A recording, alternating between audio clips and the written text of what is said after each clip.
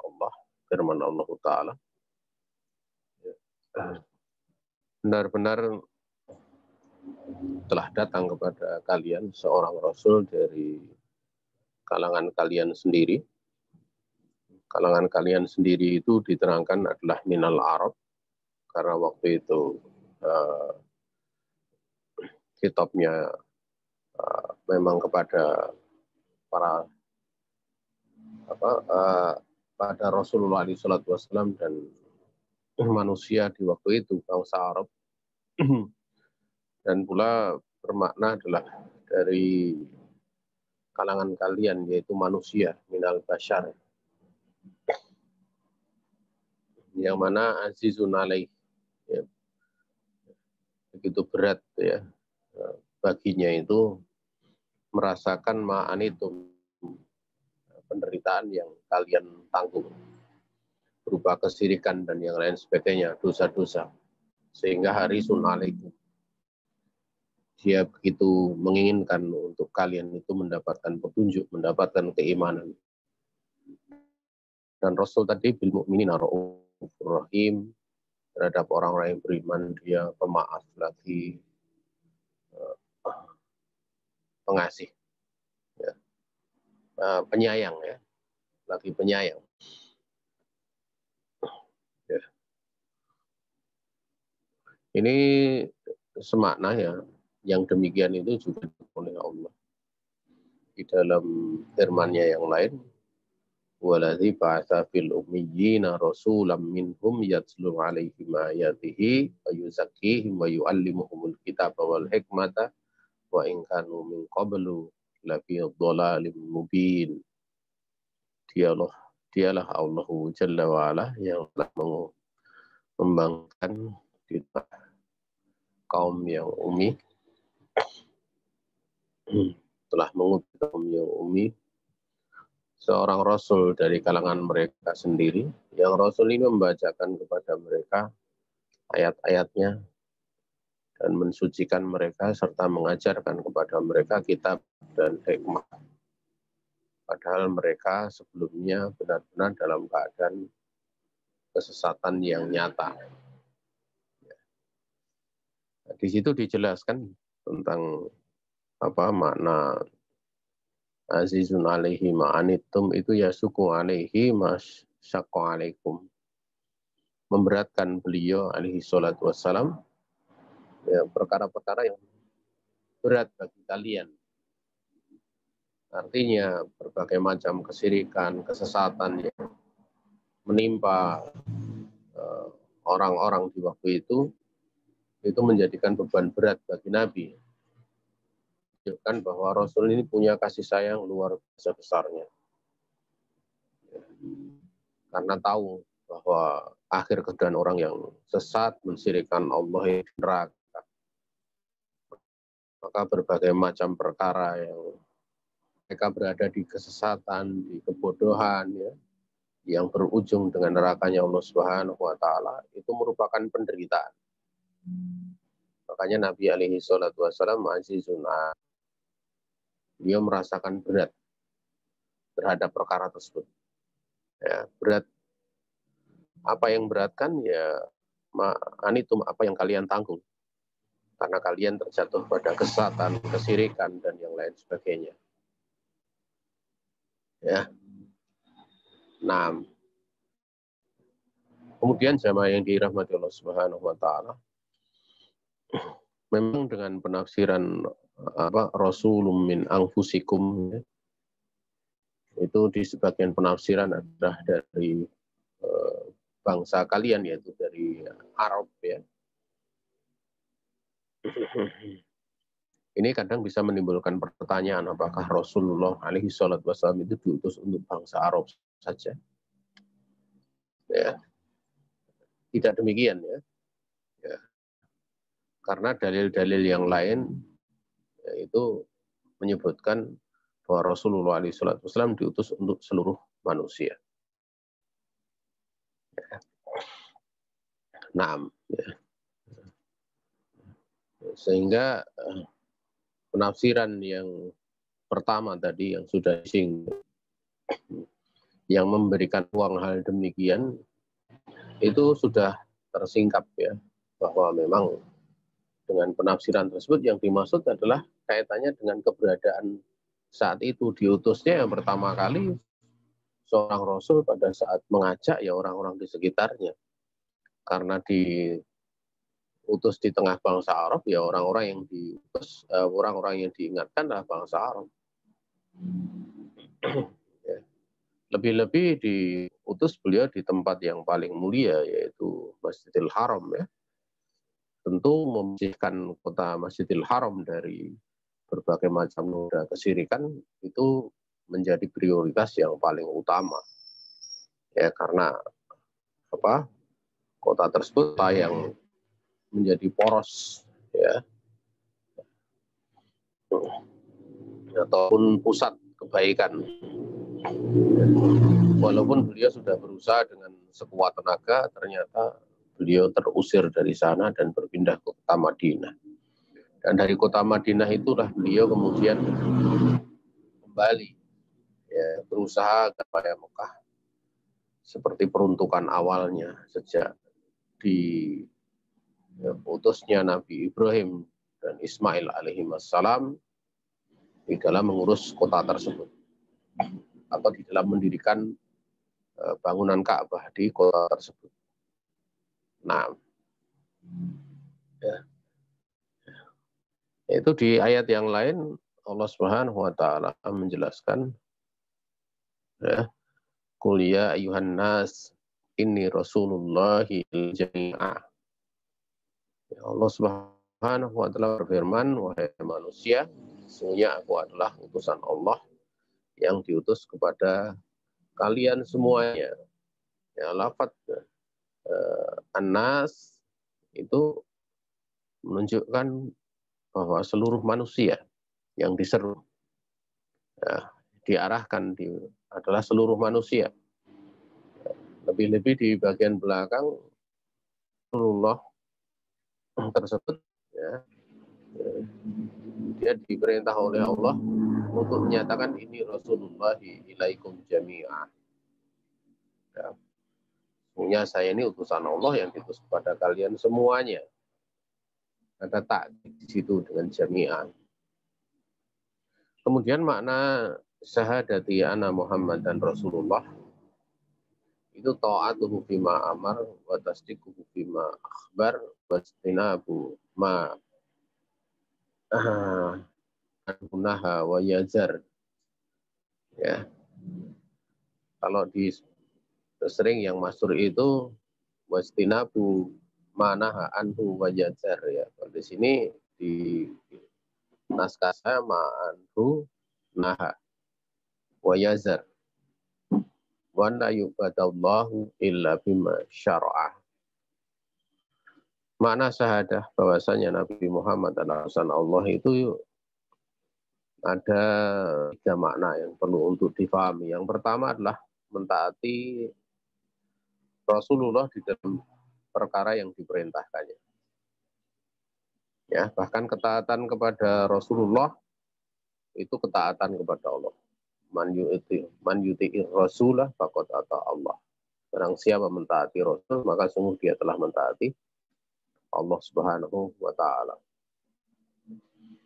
Kemudian yang kedua adalah tasdiquhu fima akhbar, membenarkan apa yang dikabarkannya. Mau sesuai nalar ataupun tidak, maka dibenarkan khabar yang datang dari Rasulullah alaihi salatu wassalam. Dan manakala ada khabar itu yang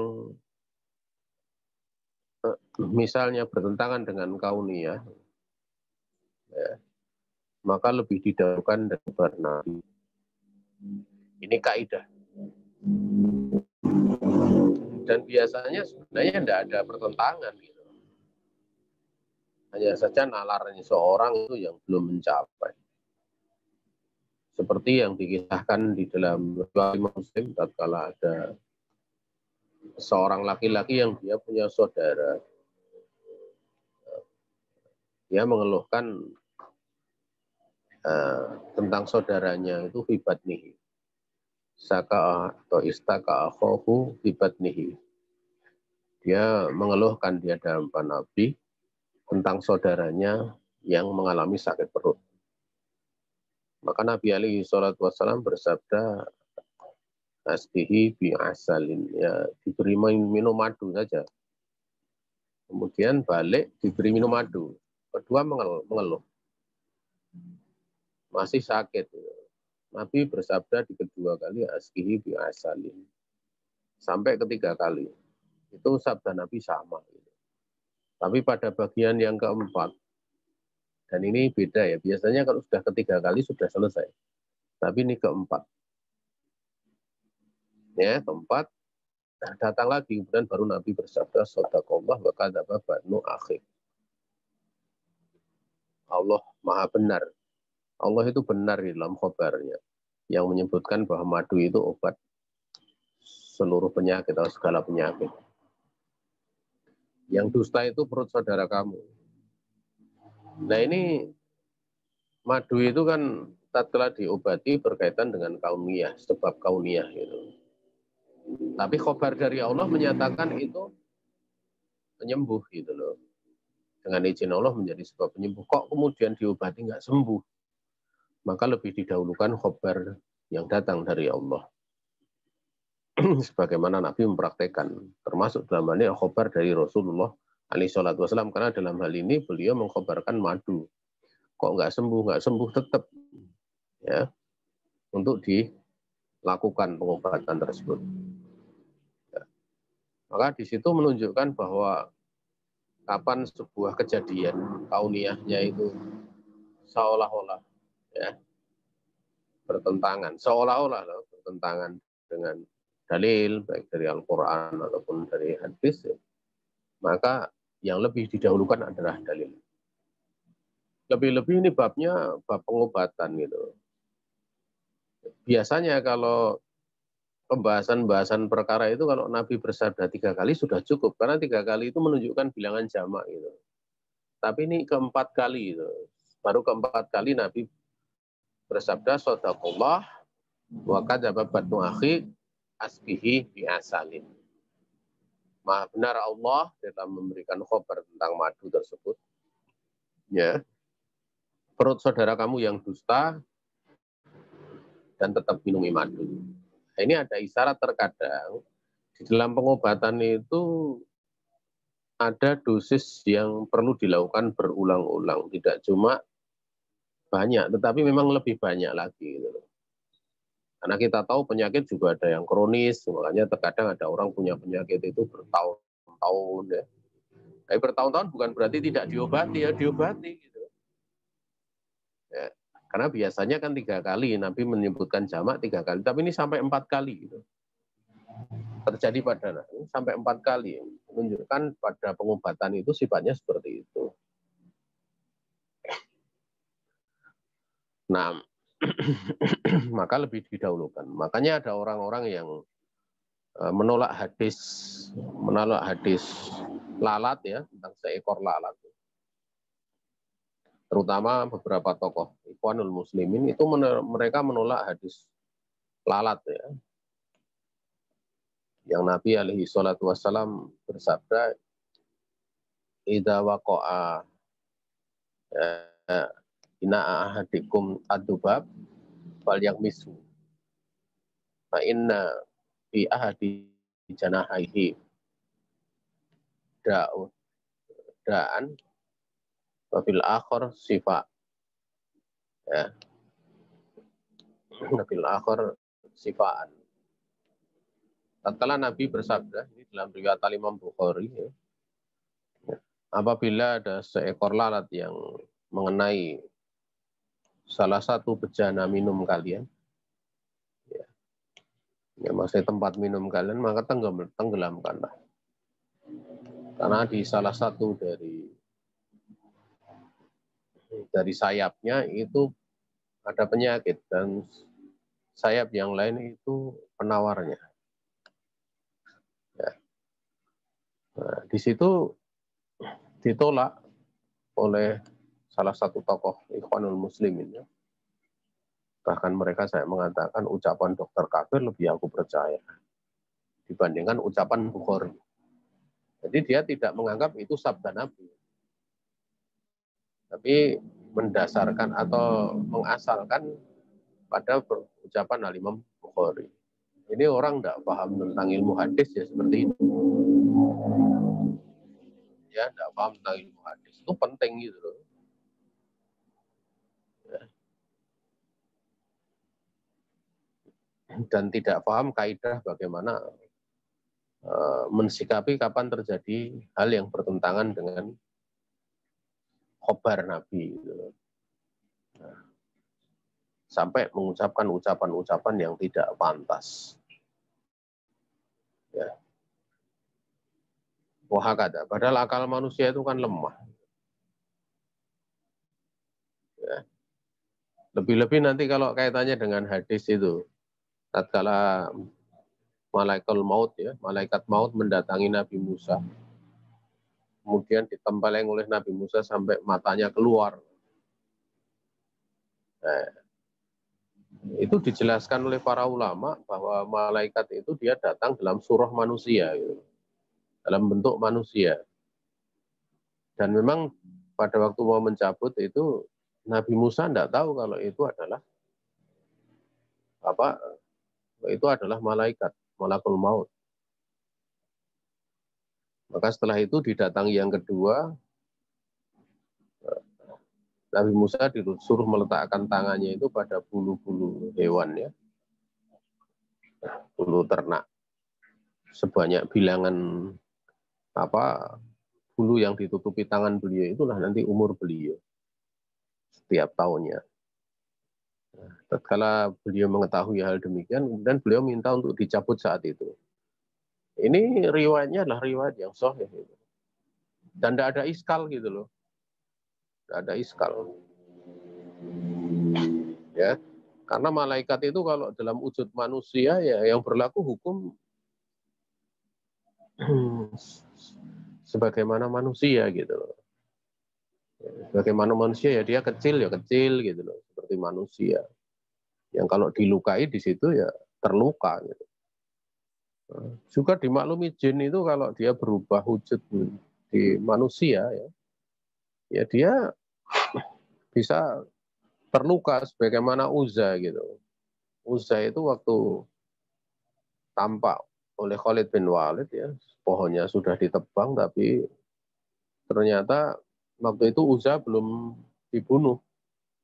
Keluarlah wanita yang rambutnya terurai, tua, ya, dan ditebas kepalanya.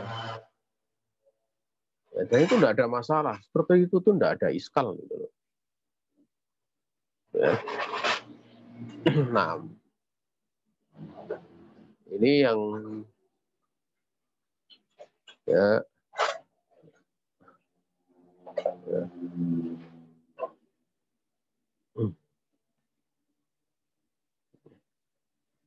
Yang keberapa yang Afan ini ada 4 bukan 3 ya, tadi saya keliru. Ta'atuhu fima amar.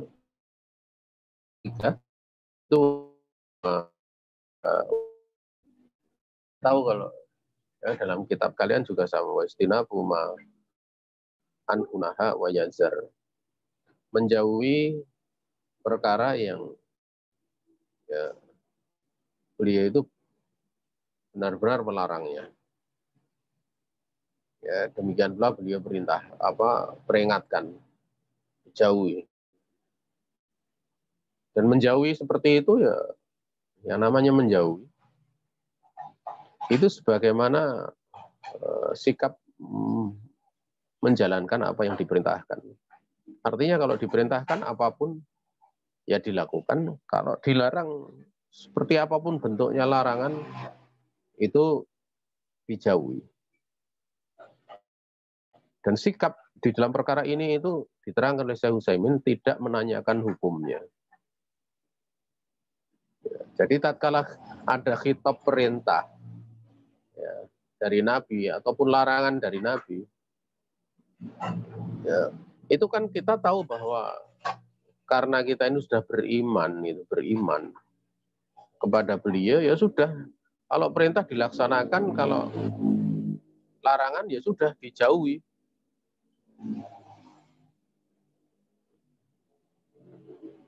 Dan menanyakannya menanyakannya pada saat kondisi diperintah dan dilarang tentang hukumnya itu nggak tepat gitu. Ya. Ya. Ya, sehingga merupakan sikap yang orang yang beriman kapan diperintah oleh Nabi ya sami'na wa ata'na. Gitu. Kita dengar dan kita taat. Bukan bertanya apa hukumnya. Mengetahui hukum itu diberlakukan pada saat seorang dia terjatuh. Perintah misalnya dilanggar, larangan kemudian dilakukan. Baru tanya hukumnya apa ini. Kalau ya harus bertobat. Tapi kalau misalnya makruh, hukumnya tidak sampai haram tapi makruh, ya dia tidak bertobat, tapi merasa hina karena dicela. Ini harus difahami gitu loh. Ya. Oleh karena itu orang-orang yang dia belajar fikih gitu loh, itu kalau nggak hati-hati akan terjatuh pada seperti itu. Makanya jangan heran di satu sisi ada orang yang hafal Quran, tapi tatkala diajak untuk sholat jamaah celelean, dia katakan kan hukumnya nggak wajib. Itu menurut pendapat dia gitu. Tatkala dilarang tentang masalah merokok, dia katakan kan makruh. Itu menurut pendapat dia. Ya. Karena aslinya itu yang sholat jamaah wajib, yang bagi laki-laki, yang merokok tadi haram gitu.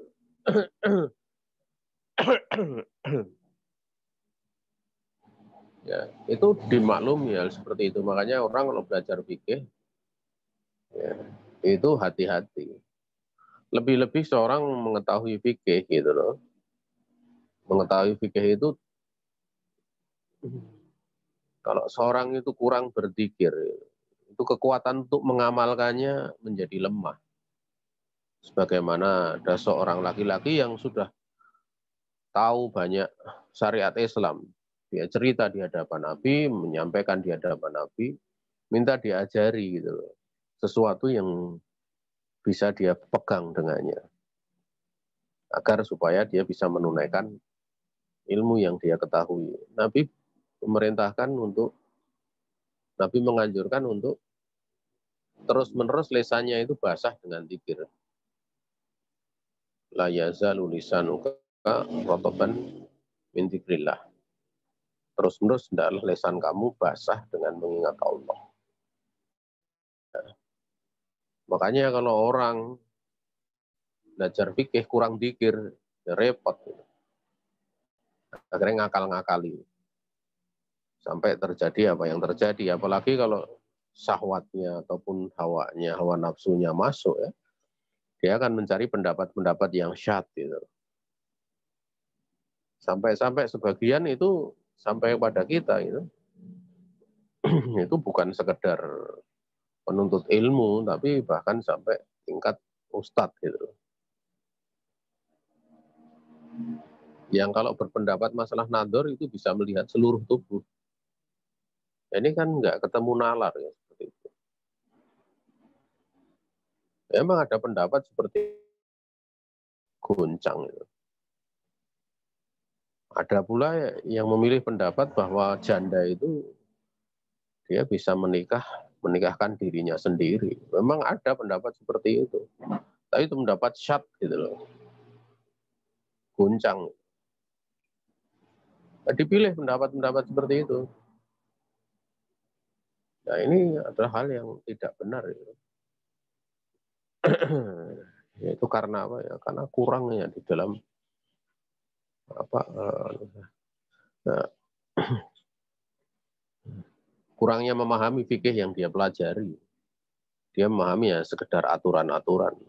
Bukankah kita bisa melihat dari orang awam itu kalau ada aturan mereka bikin trik supaya selamat dari aturan kan gitu. Itu orang awam kan berpikirnya seperti itu, ada aturan itu bagaimana ngetrik, bagaimana ngetrik. Nah, itu berbahaya kalau di dalam aturan agama. Hilah gitu. Ya, hilah. Dia mana yang bisa diakali. Itu kalau nggak hati-hati lama-lama jadi orang seperti orang Yahudi seperti itu. Orang Yahudi itu kan dilarang dia mencari nafkah ya, menebar jala di waktu hari Sabtu karena hari untuk beribadah. Mereka mengetrik hari Jumatnya itu ditebar jala atau jaring, hari Ahadnya diambil, jadi hari Sabtu mereka tetap nggak kerja gitu. Seolah-olah nggak kerja, tapi Allah Maha tahu trik mereka. Kalau itu hal itu dilarang. Itulah kaum yang kemudian dijadikan oleh Allah menjadi kera dan babi, yaitu. Kemudian yang keempat, doaan la yu'badallahu illa bima syara.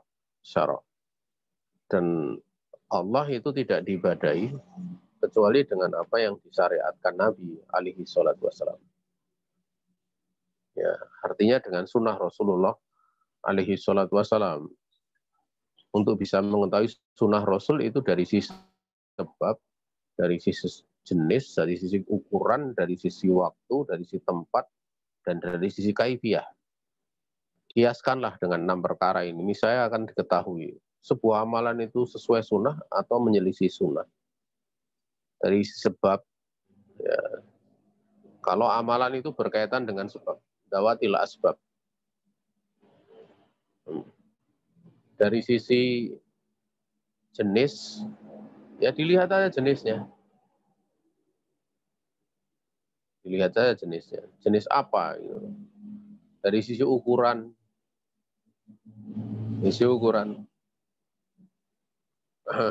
Ukurannya gimana? Tawaf 7 kali, dilakukan 10 kali. Ya, itu enggak sesuai ukuran. Dari sisi tempat, dari sisi waktu. Demikian pula dari sisi kaifiyah, tata cara. Kalau ada satu perkara ditinjau dari 6 perkara tersebut kok tidak ada sunnahnya dari Nabi, berarti itu bertentangan. Selesai sebenarnya. Ya. Ini seperti sabda Nabi alaihi salatu wassalam, la'an waquda ala qaumin yadkurunallaha ta'ala ya ba'da sholatil ghadah hatta tatlu'a asyamsu ahabu ilayya min an u'tiqa arba'ata arba'atan min waladi Ismaila. Contohnya misalnya sabda Nabi ya. Benar-benar aku duduk bersama dengan kaum ya, ma'a qaumin. Dan aku udah ma'a qaumin ya. Atau ala qaumin ma'a sebenarnya. Saya koreksi ma'a qaumin. Yang mereka mengingat Allah setelah sholat subuh sampai kemudian terbenam matahari, sampai terbitnya matahari, itu lebih aku sukai dibandingkan aku membebaskan 4 budak dari keturunan Ismail. Ya. Di situ kan berarti dzikir kan, dzikir. Lafadznya yadhkurunallah. Tapi apakah bentuknya kemudian jam dzikir mereka bareng-bareng? Ya ditinjau dari 6 sebab jelas. Dari 6 ukuran tadi. Pertama dari sebab. Ya, sebabnya itu kan kaitannya sebab pagi ya, yang dzikir pagi. Datangnya waktu pagi yaitu setelah selesai sholat subuh. Ya, karena itu dzikir pagi ya, sebab datangnya pagi. Ya, kemudian dari sisi jenis, ya jenis dzikirnya ya dimaklumi seperti Sayyidul Istighfar gitu. Kemudian doa, dzikir pagi petang itu yang sudah dimaklumi jenisnya seperti itu. Kalau jenisnya lain ya berarti kok ada yang sholawat terus sampai subuh misalnya. Jadi jenisnya udah beda gitu. Karena sholawat di dzikir pagi petang itu cuma 10 saja. 10 kali itu pun riwayatnya diperselisihkan oleh para ulama. Nah dari sisi itu ya jenis, dari si ukuran ukurannya ada sendiri, ada yang diucapkan satu kali, ada yang 3 kali, ya. Ada yang 100 kali, subhanallah wa bihamdi, itu 100 kali. Ada ketentuannya. Adapun waktunya pagi, setelah selesai sholat subuh, dan serangkaian sholat subuh yaitu dzikir setelah selesai sholat subuh, baru setelah itu dzikir pagi. Dan juga petang, setelah sholat asar gitu. Ya. Kemudian dari sisi tempat ya tempatnya bisa di masjid, bisa di mana saja, asal tidak di WC. Tidak di WC, tidak tempat-tempat yang dilarang untuk berzikir. Ya, dengan lisan maksudnya. Zikir dalam hati tidak ada masalah, di WC pun dalam hati tetap berzikir. Nah, kemudian yang terakhir itu dari sisi kaifiyah, caranya. Khususnya itu tidak disebutkan dalam dalil. Artinya seorang boleh berzikir seperti itu dalam keadaan dia menghadap kiblat, khusyuk. Tapi juga tidak terlarang seorang misalnya punya kesibukan untuk dia berzikir pada saat sambil naik kendaraan, nyopir dan yang lain sebagainya. Itu tidak terhalangi. Karena tidak disebutkan kaifiyah secara khusus. Gitu. Nah, kiaskan dalam perkara seperti ini, saya nanti akan tahuan mana yang bid'ah dan mana yang sunnah. Mana yang disyariatkan Nabi, mana yang tidak disyariatkan. Kemudian wadalilu sholati wa zakati wa tafsiri tauhid qauluhu subhanahu wa ta'ala wa ma umiru illa liya'budullaha mukhlishina lahuddin hunafa wa yuqimus shalah wa yutuz zakah wa dzalika dinul qayyimah. Nah, ini dalil sholat, zakat, dan tafsir tauhid. Ya, kalau dalil sholat dan zakat itu pada wa yuqimus shalah wa yutuz zakah. Ya, dan sholat dan zakat itu. Adapun tafsir tauhid ya wa ma umiru illa liya'budullaha mukhlishina lahuddin. Dan tidaklah diperintah mereka ini kecuali agar supaya beribadah kepada Allah, mengikhlaskan bagi Allah agama. Maksudnya amal. Nanti wama umiru di situ itu kan berarti nafiyah. Ya, penafian perintah. Penafian perintah. Illa. Artinya di situ yang dikecualikan dari penafian tersebut. Sehingga menunjukkan bahwa ibadah itu asluha al-haram. Asal ibadah itu haram. Kecuali yang diperintahkan oleh Allah. Ya. Itu tafsir tauhid. Artinya di dalam wama umiru illa liya'budullaha mukhlishina lahuddin itu jelas tafsir la ilaha illallah. Ya. Ada penafian dan juga ada isbat.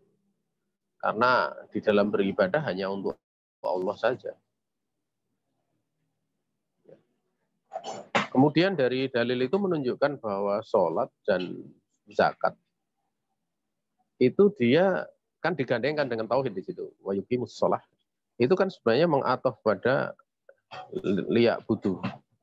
Artinya di situ juga wali yuqimus sholata. Wali yu'tu zakah. Kan gitu. Tidaklah diperintah kecuali untuk ini ya, untuk sholat, untuk juga menunaikan zakat kan gitu. Ya. Nah, ini menunjukkan bahwa sholat dan zakat itu dia hak dari kalimat la ilaha illallah.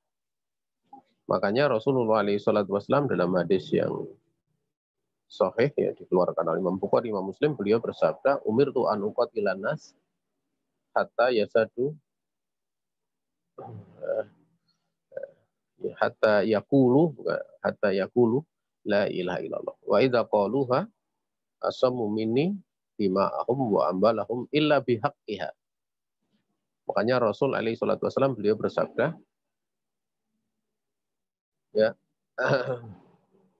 aku diperintah oleh Allah untuk memerangi manusia, mereka mengatakan la ilaha illallah. Kalau mereka sudah mengatakannya, ya akan terjaga dariku darah demikian pula kehormatan, darah demikian pula hartanya, kecuali dengan haknya. Lah kecuali dengan haknya itu hak dari apa? Hak dari kalimat la ilaha illallah. Hak dari kalimat la ilaha illallah yang paling agung ya tauhid itu sendiri. Artinya kapan la ilaha illallah dilanggar dengan mensyirikkan Allah, maka asamu minni dima'ahum wa amwalahum itu gugur. Terjaganya darah dan kehormatan menjadi gugur. Makanya kalau murtad itu dihukum dibunuh. Tapi itu yang menerapkan pemerintah, penguasa. Ya, enggak usah, apa istilahnya, enggak usah seorang dia popi dengan hukum mati seperti itu. Wong dihukum selainnya misalnya menyelundupkan narkoba sekian kilogram, itu hukumnya hukuman mati juga enggak ada masalah seperti itu. Kalau ada orang murtad kemudian ya dia dihukum dengan hukuman mati, itu enggak ada masalah gitu.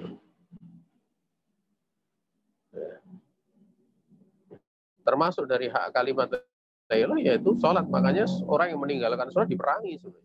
Yang merangi siapa? Penguasa. Tidak menunaikan zakat juga demikian. Makanya Abu Bakar mengangkat senjata pada saat ada orang-orang yang tidak mau membayar zakat.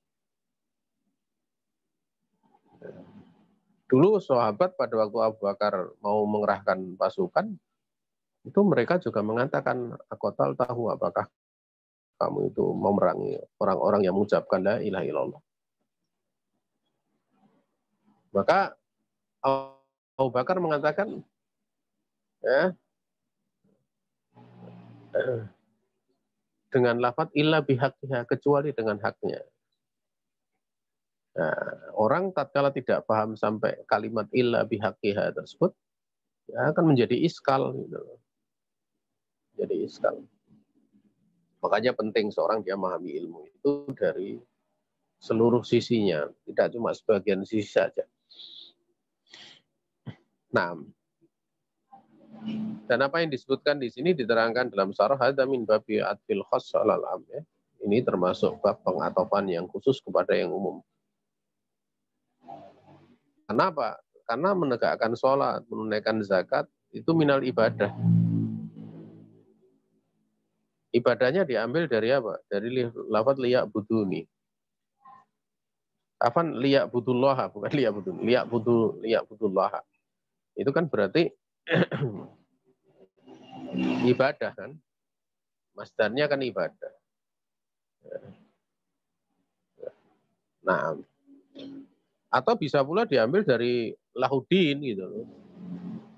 Mengikhlaskan bagi Allah seluruh agama. Ya. Sehingga maknanya itu jelas itu.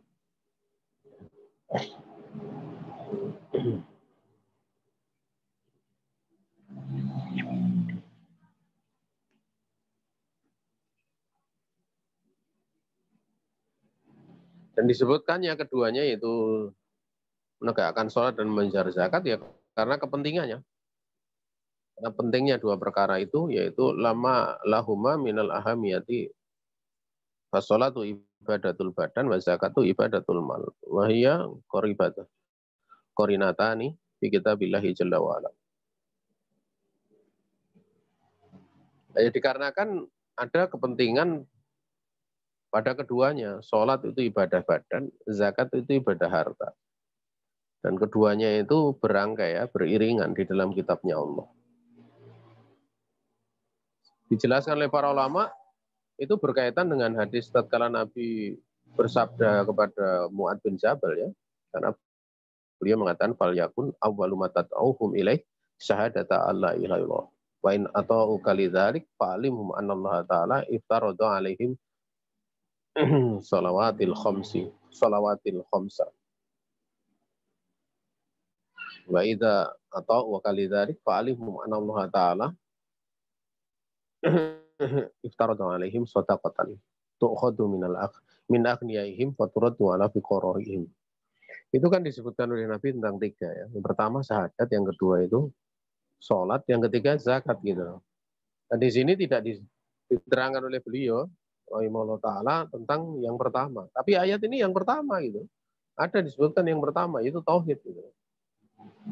Dan dijelaskan oleh para ulama bahwa tauhid itu ibadatan dengan jiwa gitu, dengan hati gitu loh. Ya. Maka kapan seorang itu tiga-tiganya punya kekuatan ya dalam beribadah, pertama hatinya kuat karena ucapan kalimat la ilaha illallah itu berat bagi jiwa gitu. Karena harus mengkaitkan ketergantungannya hanya kepada Allah. Pada selain Allah untuk diibadahi, tinggalkan semua. Itu berat bagi jiwa. Sementara sholat itu berat bagi badan. Sementara zakat itu berat bagi kecintaan hati kepada harta gitu loh. Maka kapan ketiganya itu sudah punya kesiapan, nanti diperintah pada perkara-perkara yang terkumpul darinya itu ketiganya akan menjadi mudah gitu loh. Karena sudah berlatih. Ibarat kalau misalnya tubuh itu tangannya kuat, kakinya kuat ya. Semuanya kuat ya dia akan melakukan apa mudah. Tapi misalnya beda ya. Tangannya kuat tetapi kakinya sakit. Ya suruh ngangkat ya pincang dia, nggak akan kuat. Makanya pada beberapa olahraga itu ada dasar-dasar latihan yang supaya tubuh semuanya kuat. Seperti kayak lari, pemanasan ya. Sehingga beberapa jenis olahraga yang yang memang khusus itu memang dasar ini harus ada. Ya, dasar ini ada latihan dasar, kekuatan dasar supaya nanti seluruh tubuhnya itu bagus. Demikian pula di dalam agama ini. Kalau hatinya kuat, badannya kuat, kemudian kecintaan pada hartanya itu juga sudah sesuai dengan jalurnya. Maka untuk diperintah yang terkumpul padanya seperti haji. Haji itu kan mengumpulkan ya tauhid ada, kemudian badan tidak usah ditanya, capek itu lebih berat daripada sholat ya. Haji mengumpulkan juga harta gitu. Demikian pula jiwa. Demikian pula istilahnya jihad, sampai pada taraf jiwa pun akan bisa melayang gitu. Artinya bisa sampai terbunuh. Sehingga di dalam Islam itu ada urutan-urutan untuk menyampaikan ilmu, menyampaikan kesiapan setelahnya, itu ada gitu. Mana perkara yang paling penting gitu. Mengobati penyakit, tetapi dia tidak tahu prioritas penyakitnya, enggak sembuh. Ada orang punya penyakit kanker, tapi orangnya punya flu, yang disembuhkan kankernya ya mati sama saja. Kalau kankernya mematikan, dia orang harus lihat gitu. Makanya kalau ada suatu daerah banyak minuman khamr, banyak kemudian perzinahan, tapi di situ ada sirik, mana yang diobati dulu? Kesirikan ini, bukan zinanya. Karena kalau nanti zina pergi, tapi dia masih sirik, ya faedahnya apa gitu? Tidak berfaedah gitu. Walaupun dia nggak pernah berzina seumur hidup, tapi dia berada dalam kesirikan. Oh, faedahnya apa? Seluruh amalnya batal.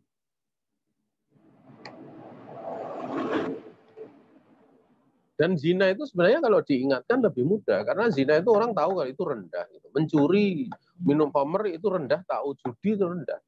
Tapi kalau syirik ini ya, butuh penjelasan.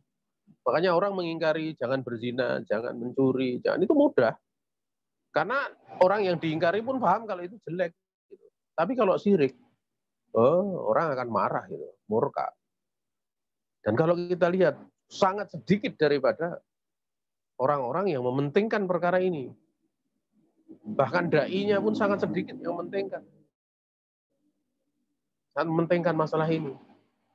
Justru senang sibuk mengomentari hal-hal yang kekinian dikomentari semua. Tapi tidak pernah menyentuh hal-hal yang masuk ranah ke situ, nggak pernah. Ya, atau kalau komentar yang tidak terarah. Ada kesirikan dia komentari. Tapi kapan dibahas gitu loh? Karena sirik itu perlu dijelaskan dari berbagai sisi. Karena subhatnya bisa menyentuh, kalau subhat itu sudah menyentuh itu sisi ini, sisi itu. Makanya kalau orang dia belajar kasuah subhat, dia akan tahu betapa beratnya mendakwai kesyirikan itu. Ya, bahkan kajian-kajian yang di situ ada tauhid, pesertanya sedikit. Makanya karena peserta sedikit, kadang ada yang ya sudahlah kajian kita supaya menarik itu bahasanya ini bahasanya itu. Ya, bahasanya cerita sana cerita sini saja. Atau bahasanya ya udah yang ini aja yang bikin menarik manusia. Ingat, dakwah itu bukan mau bikin kacang goreng. Kalau kurang garam dikasih garam. Kalau kurang manis dikasih gula. Enggak seperti itu. Dakwah ini ta'abudiyah, bentuk peribadatan. Ya, peribadatan. Makanya kalau kita lihat ya, kenapa Nabi Allah Subhanahu wa taala memilih Nabi Musa? Nabi Musa itu beliau meminta untuk ditemani orang yang yaitu Harun. Tapi apakah Nabi Harun itu lebih tinggi kedudukannya dari Musa? Enggak. Ya, karena kan fasih itu biasanya bisa menjadikan orang tertarik itu. Kan seperti itu. Ya kalau mau bicara fasih ya seorang belajar retorika selesai. Ya, belajar retorika. Tapi seorang itu mau mendengarkan gaya bahasa yang bagus, berapi-api, retorika, atau dia mau belajar ilmu kan gitu. Yang harus dipahami itu gitu. Ya. Makanya kalau para penuntut ilmu itu, para ulama itu kadang kalau lihat ya, kalau kalian dengar ceramahnya Syekh Shalih Al Fauzan, kadang ada pertanyaan itu jawaban, coba aja kalian lihat. Enggak berapi-api, enggak, biasa saja. Karena yang dicari itu adalah apa? Ilmu. Yang disampaikan kebenaran, penjelasan. Hanya kalau kalian misalnya kuliah itu dosanya kan tidak mungkin kan berapi-api, bicaranya bagus, tapi kalian kan cari ilmunya. Oh ini dosen ini pinter tentang ini ya, cari ilmu. Enggak bahas ini bicaranya bagus atau enggak gitu loh. Ya kalau mau bicara bagus ya dengarkan orang demonstrasi itu suaranya lantang-lantang, pinter-pinter, orator gitu. Tapi apakah punya ilmu? Ya nanti dulu.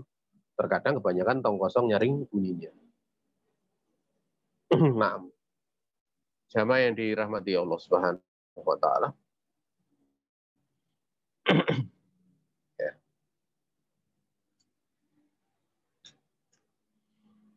Kemudian dalil siam kita selesaikan. Dalil siam qauluhu subhanahu wa taala ya ayyuhalladzina amanu kutiba alaikumus syiyam kama kutiba alal ladzina min qablikum la'alakum tattaqun. Wa dalilul hajj wa qauluhu subhanahu wa ta'ala walillahi 'alan nasi hijjul baiti man istata'a ilaihi sabila wa man kafara fa innallaha ghaniyyun 'anil 'alamin. Dalil puasa itu firman Allah bahwa orang-orang yang beriman telah ditetapkan kalian ya kutiba furido telah ditetapkan untuk kalian sebagaimana telah ditetapkan orang-orang sebelum kalian agar supaya kalian bertakwa. Ya. Jadi itu dalilnya. Dan disebutkan untuk orang seperti ditetapkan orang sebelum kalian karena ini sebagai tasliyah ya, sebagai hiburan ya.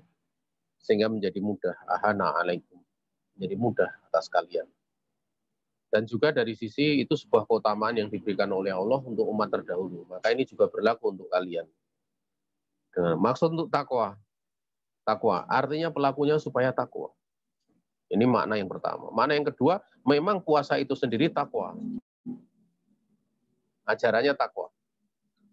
Artinya ajarannya dalamnya itu takwa. Kenapa dikatakan ajarannya takwa? Ya, karena puasa itu sendiri suruh meninggalkan yang mubah.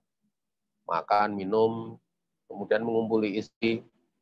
Itu kan disuruh meninggalkan sebagian yang mubah, tidak seluruh yang mubah. Bernafas itu mubah. Itu enggak disuruh ditahan. Tapi yang ditahan makan, minum, dan pembatal puasa. Asalnya mubah. Kalau yang mubah saja dilarang, maka yang haram lebih dilarang lagi gitu. Artinya datnya ajaran puasa itu takwa. Isinya takwa. Kalau aturannya takwa, maka pelakunya otomatis dia akan bertakwa kepada Allah Subhanahu wa taala. Makanya makna la'alakum tatakun itu dari dua sisi. Pertama dari sisi ajaran puasa itu sendiri takwa, isinya takwa. Dari si pelakunya juga supaya dia menjadi orang-orang yang bertakwa. Itulah yang dijelaskan oleh para ulama. Dan dalil haji ini kita tidak rinci seperti sarohnya, kita ringkas saja. Dan untuk Allah, bagi manusia itu ada kewajiban untuk berhaji ke Baitullah bagi orang yang mampu menempuh jalan kepadanya. Nah, di sini ada ada pengkhususan ya, pengkhususan perkara ini dari keumumannya. Alanas kan manusia itu umum, tapi manis tato ilahi sabila itu bagian dari anas. Makanya dalil ini sifatnya dikatakan nas yang sifatnya mutasil. Artinya antara umum dan khususnya dalam satu nas. Kalau umum khususnya itu dalam nas berbeda, ini dalilnya namanya nas mukhosisnya itu adalah mungfasil namanya. Ini mutasil. Ya, mutasil. Ya. Manis tata'a ilaihi sabila. Ya. Dan barang siapa yang dia ingkar, kafir, maka sesungguhnya Allah itu tidak butuh pada makhluk. Selesai pembahasan sampai di sini, besok kita lanjutkan al-martabatus tsaniyatu, yaitu tingkatan yang kedua di dalam agama. Subhanaka Allahumma wa bihamdika asyhadu an la ilaha illa anta astaghfiruka wa atubu ilaik. Assalamualaikum warahmatullahi wabarakatuh.